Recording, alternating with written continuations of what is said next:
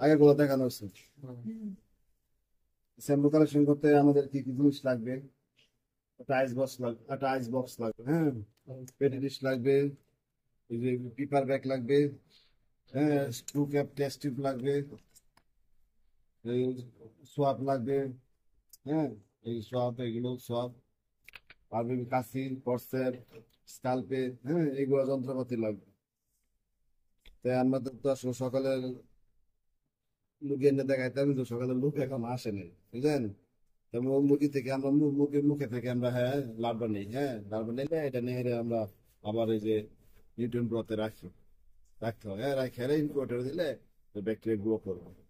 পরের দিন নাই নেয় আবার নিউট্রিয়েন্ট আকারে ওভারনাইট রেখে নিউট্রিয়েন্ট আকারে পরের দিন দিলে আবার ব্যাকটেরিয়া গ্রো করবে।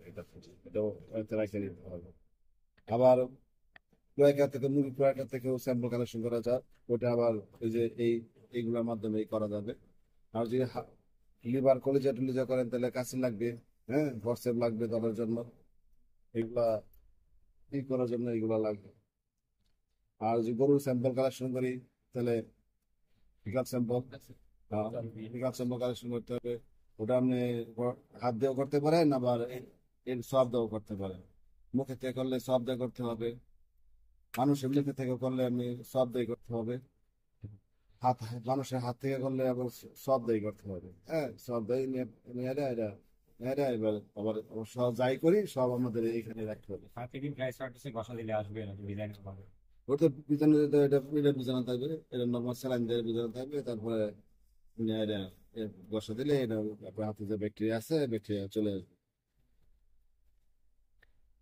আর এটার মধ্যে ওই যে আমরা ইয়া দেয়া নিউটন ব্রথ দেয়া ওই স্যাম্পল বিভিন্ন স্যাম্পল এর নাম কি?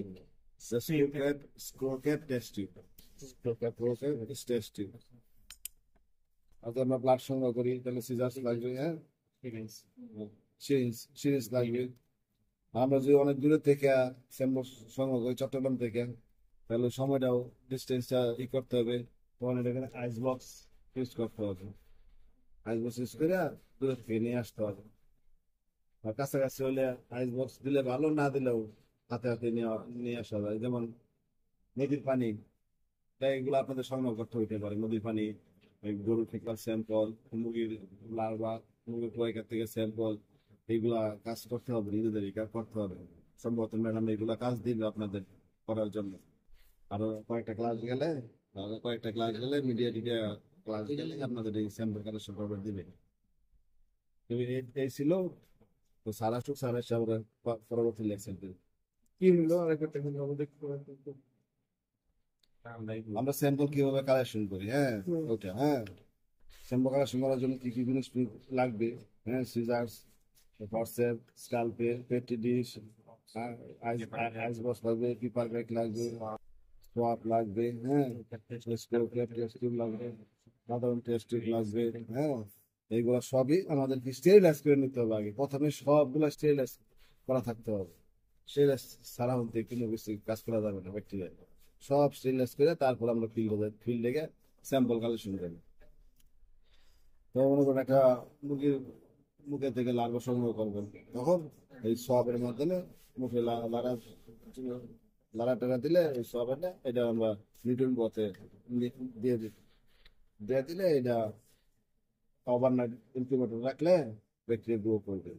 ব্যাকটেরিয়া গ্রো করার পরে এখানে তার ব্যাকটেরিয়া দেখা যাবে না নাকি, এটা পরের দিন আমরা নিউটন পেটি ডিশে নিউটন আকার আছে, নিউটন আকারে দিয়ে দিই, আকারে দিয়ে ওভারনাইট আবার দিন রাখতে হবে। রাখলে পরের দিন দেখা যাবে যে ব্যাকটেরিয়া গ্রো করছে।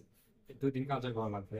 হ্যাঁ, হ্যাঁ, এবার একদিন কাছে একদিন লাগবে তৈরি করতে। না, কাজ এই দেখুন